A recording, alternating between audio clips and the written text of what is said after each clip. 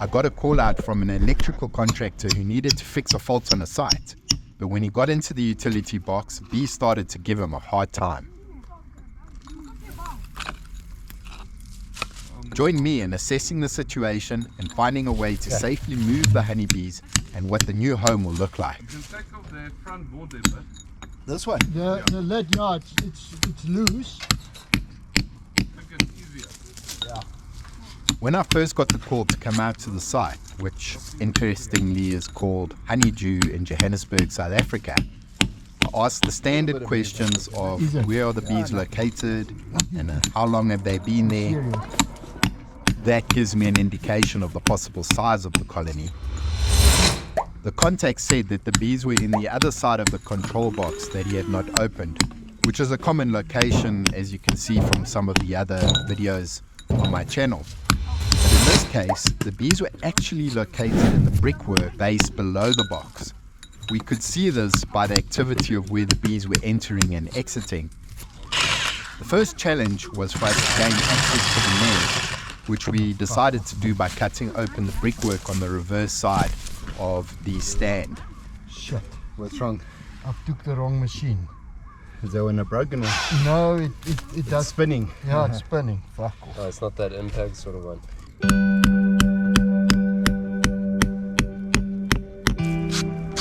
Okay, so the nest is all the way down to the bottom here. Okay, so are we gonna But break we need to go up now. Yeah. up?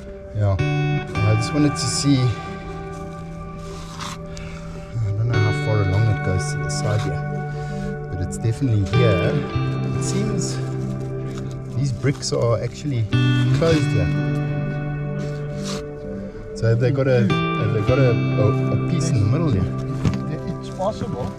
Because then they've only built on this side, which means that's good. The cavity seems to only be on one side. I don't know what it looks like at the top here, but there's a brick all the way in to the front here. I can feel the front here. You give me a chance to get in there with that grinder. Okay. And then do you the stopwatch?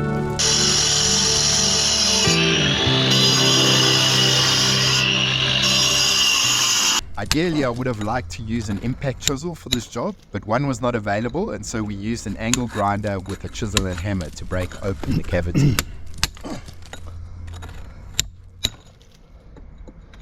The nest is revealed, and we can see beautiful comb and the bees, and so we set to work with our bee vacuum to start the removal. What we could do though is we could cut it here because it's below the honey, then try and get the brood out.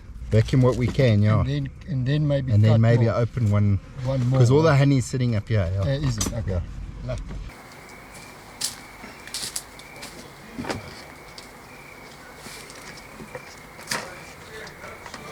Working through the hole created is challenging, but the nest is not huge even though the cavity actually goes quite far down underground, making the honeycomb at least a half a meter in length as we've pulled it out of this hole.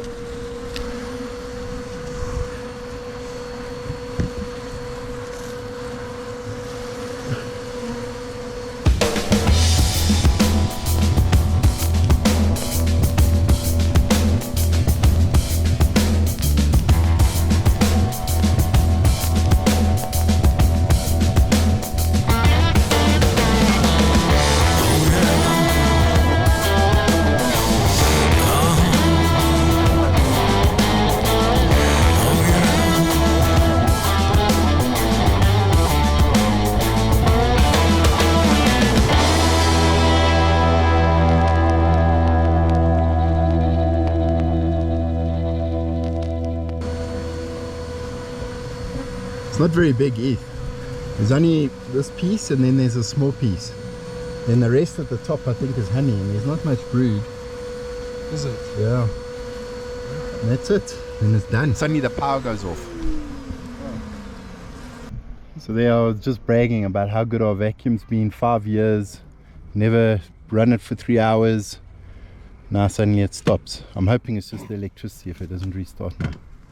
At first, we thought it might be because of us fiddling below the electricity box, but the cables are all contained in a metal pipe. Here in South Africa, the utility company occasionally shuts off the power for large areas. This is called load shedding, as there is insufficient generation for the country. But it was just the tripped mains. Not sure of the reason, as we could not see any bare cables anywhere, and there was no reason for a short. But the electricity is all in a big pipe here, you know? Anyway.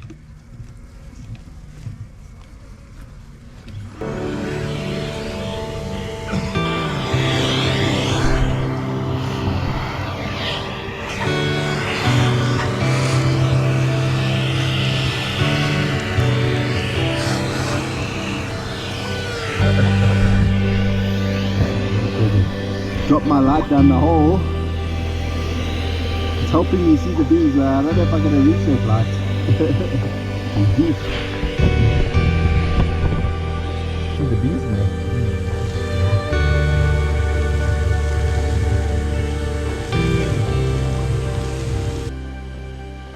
The cavity did not extend the full width of the box, with a wall splitting it in the middle.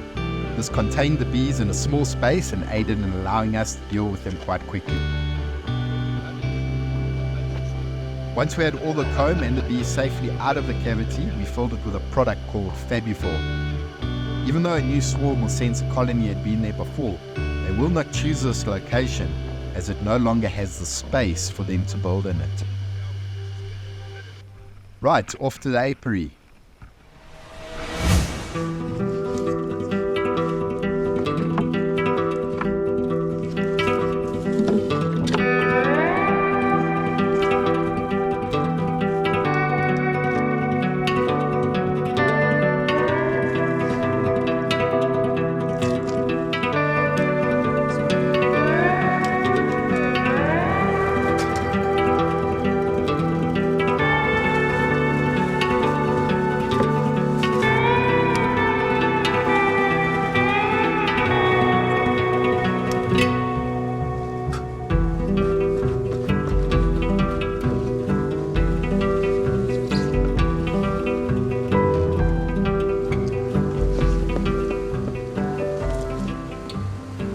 This is still bigger than the first one. Yeah, bigger than this. So we can just look at this guys down. This swarm is actually a bit bigger than we initially thought, and I think we have a good chance of them loving the new box and home we have relocated them to. Yeah, so I actually think it's better that we transport it upside down, eh? Yeah. Just, I don't know, it just seemed easier that last night when we did it. Yeah, it was easier now, honestly. Compared to when there's usually a lot of bees on this thing.